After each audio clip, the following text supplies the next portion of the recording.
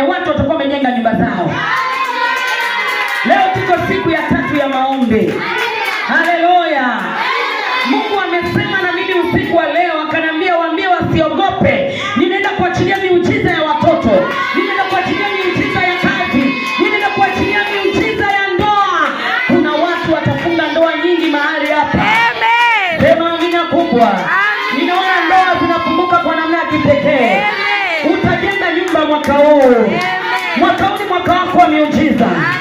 Acha kuogopa jaribu hilo nalo. Leo ni siku ya Ijumaa, wakati tunamaliza maombi yetu ya siku 3 kavu. Kuna muujiza unakwenda kutokea kwenye malango yako. Laana ya malango imevunjika. Laana iliyokuwa kwenye malango imevunjika. Malango imepigwa kwa damu ya Yesu. Ninaona unakwenda kung'aa kama dhahabu. Naona unachomoka kama nyota ya alfajiri. Naona unang'aa kama nyota ya alfajiri. Ndoa yako inakwenda kung'aa kwa jina la Yesu. Familia yako inang'aa kwa jina la Yesu. Watoto wako wanang'aa kwa jina la Yesu. Biashara yako inakwenda kung'aa kwa jina la Yesu. Pokea kung'aa kwa damu ya Yesu. Pokea nguvu ya sumaku. Ina sumaku ya kuvuta watu wazuri.